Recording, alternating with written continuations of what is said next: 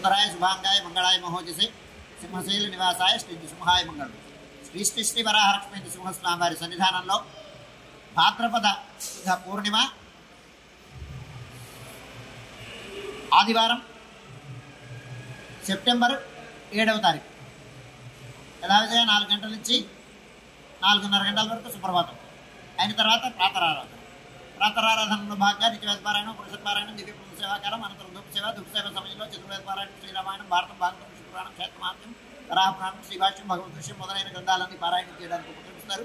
అనంతరం బాలభోగ నివేదనం అయిన తర్వాత నిత్యహోమం, పరిహరణం అయిన తర్వాత మంగళాశాస్త్రం, జాతమరగోష్ఠి, తీర్థ వినియోగం అయిన తర్వాత చుట్టు సన్నిధిలో మంగళాశాస్త్రం పూర్తి చేసిన తర్వాత సుమారు 6:30 గంటల నుంచి సర్వదర్శనం ఆరంభం. 6:30 గంటల నుంచి 11 గంటల వరకు సర్వదర్శనం కొనసాగుతుంది. ఇవాళ చంద్రగ్రహణాన్ని పురస్కరించుకొని ఉదయం 6:30 గంటల నుంచి 11 గంటల వరకు మాత్రమే భక్తుల దర్శనములు ఉంటాయి. 11 గంటల తర్వాత భక్తుల దర్శనములు లభించవు. ఈ విషయాన్ని భక్తులు గమనించవలసిందిగా మనవి చేస్తున్నాను. 11 గంటలకి భక్తుల దర్శనాలను పూర్తి చేసుకున్న తర్వాత రాజభోగ నివేదనం, మహానివేదనం జరుగుతుంది. మహానివేదనం అయిన తర్వాత చుట్టు సన్నిధుల్లో నివేదనం, మంగళ నీరాజనం అయిన తర్వాత మధ్యాహ్న విరామం జరుగుతుంది, పౌళింపు జరుగుతుంది. 12 గంటల నుంచి 12:30 వరకు. 12:30 గంటలకు మధ్యాహ్న విరామం పూర్తయిన తర్వాత పౌర్ణమి పురస్కరమైనటువంటి తిరువీధి మహోత్సవం జరుగుతుంది, బేడా తిరువీధి. అది అయిన తర్వాత సుమారు 1 గంటల ప్రాంతం నుంచి 12:30, 1 గంటల ప్రాంతంలో రాత్రి ఆరాధన ఆరంభం. సాయం ఆరాధనాన్ని పూర్తి చేసుకొని ఆరాధన, పరిహరణం, ధూపం, పరిహరణం, నివేదనం, మంగళాశాస్త్రం, జాతమరగోష్ఠి ఇవన్నీ పూర్తి చేసుకున్న తర్వాత పౌళింపు సమర్పించి మధ్యాహ్నం 2 గంటలకు కవాటబంధనం జరుగుతుంది. మధ్యాహ్నం 2 గంటలకు కవాటబంధనం అయిన తర్వాత రాత్రి 9:56 గ్రహణం స్పర్శ, 1:24 సుమారుగాను మోక్షకాలం. అందుచేత ఆగమశాస్త్రానుసారం 8 గంటల ముందు దేవాలయం యొక్క కవాటాలని బంధించడం అనేటువంటి ఆచారం. దాన్ని అనుసరించి మధ్యాహ్నం 2 గంటలకి కవాటబంధనం జరుగుతుంది.